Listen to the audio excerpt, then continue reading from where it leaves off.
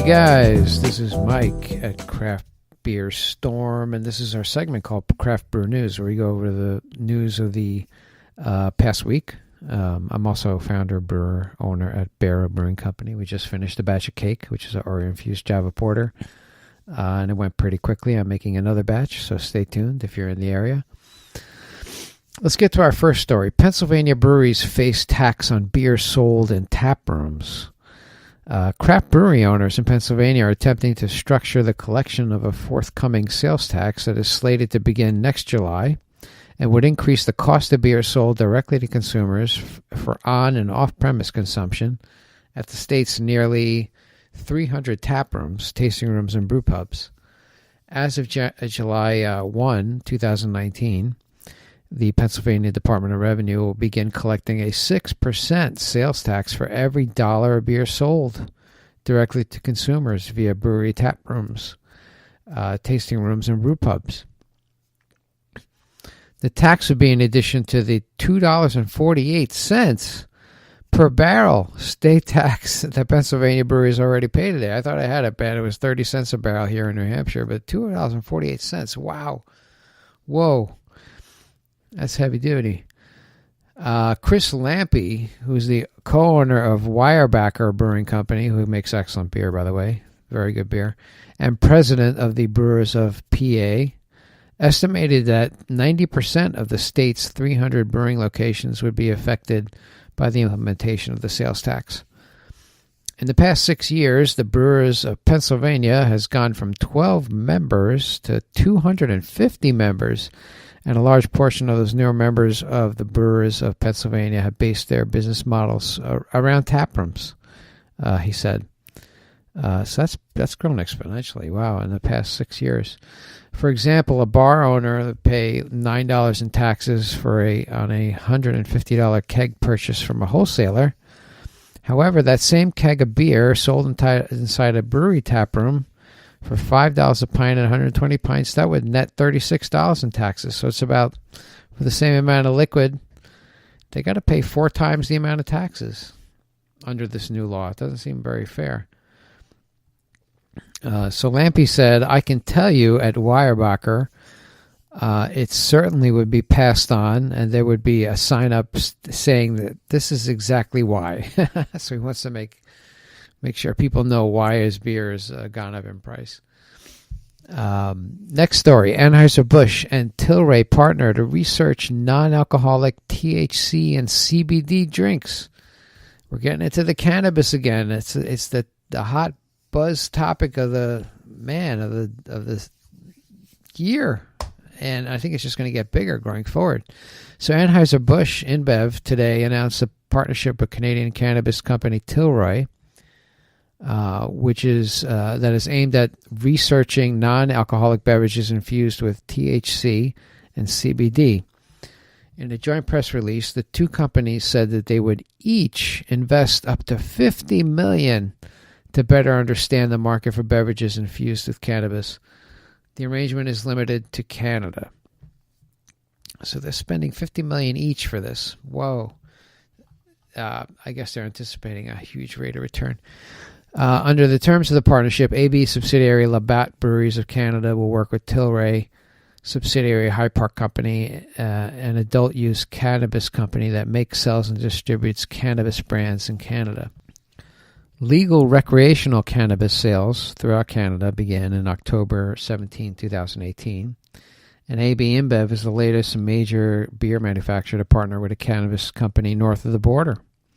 Constellation Brands has invested more than $4 billion into Canada's Canopy Growth Corporation, acquiring a 38% stake in the process. So they invested $4 billion in like a third of the company. Wow, that's crazy. They have high expectations for this cannabis beverages.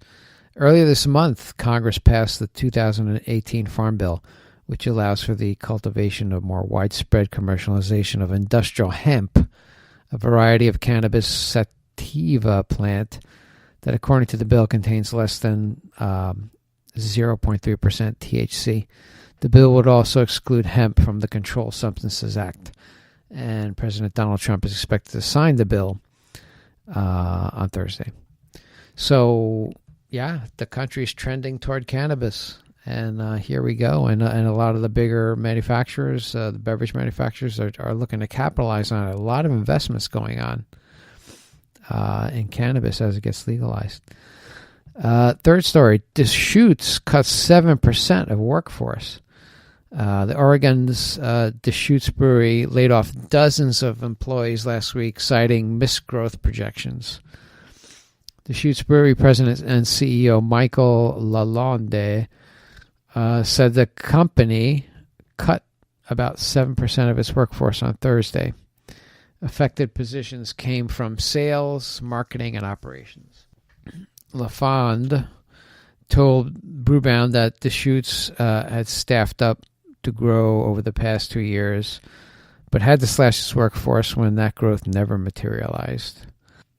Deschutes, which was ranked as the 10th largest craft brewery last year by trade group the Brewers Association, is on pace to finish 2018 with sales of about 315,000 barrels of beer, Lalonde told Brewbound.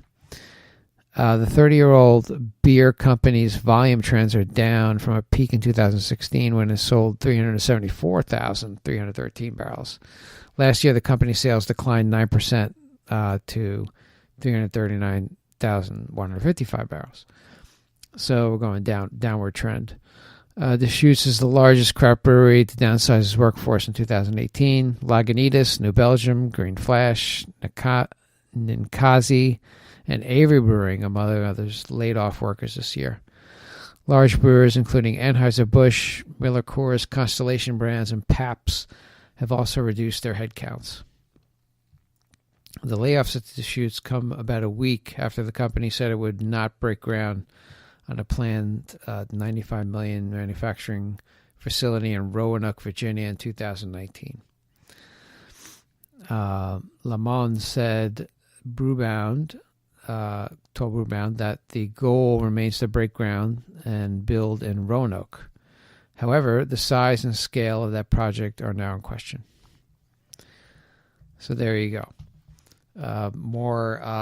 It's kind of uncertainty. They're looking at trends in the beer industry. They're doing layoffs. It seems like things are slowing down for the larger brewing manufacturers. To fund ongoing legal disputes, next story, craft beer seller turns to crowdsourcing. So the embattled Massachusetts-based retail franchisor Craft Beer Cellar is asking the public for $250,000 that it says will be put towards past, present, and future legal demands. The request posted to fundraising platform GoFundMe comes about 2 months after the retailer's parent company, Craft Beer Stellar LLC, had a lawsuit against employment website Glassdoor dismissed by a federal judge in Massachusetts. This is about 1 month after it filed a lawsuit against one of the franchisees.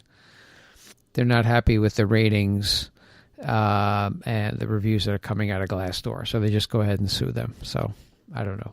Not sure what's going on. On November 19th, Craft Beer Stellar, which oversees 32 franchise locations and one wholly owned retail store, filed a lawsuit against one of its franchisees, Gardner, Maine-based Hoppy Days LLC.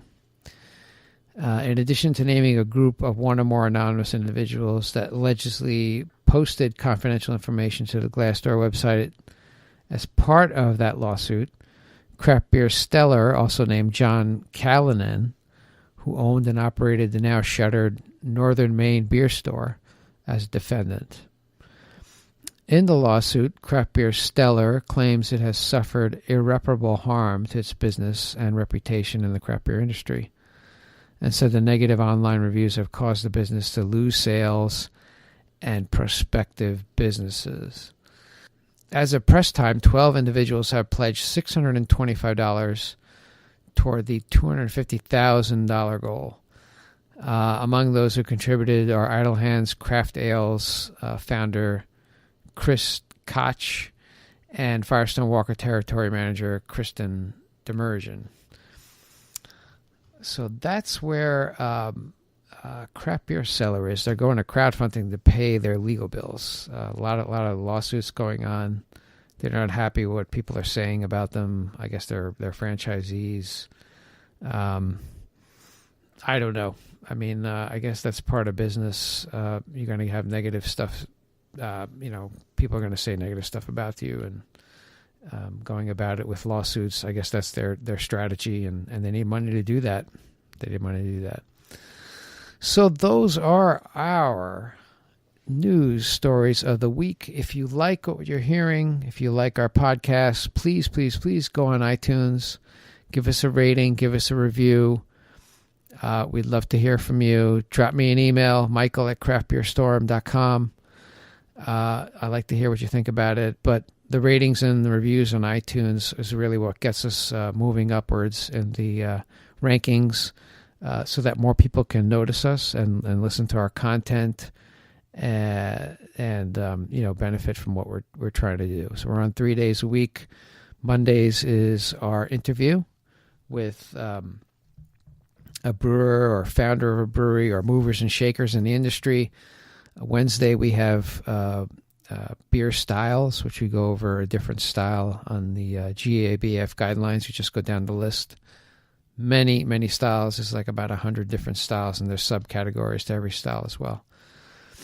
And Fridays we do these craft brew news for you. All right, guys. Until next time, take care.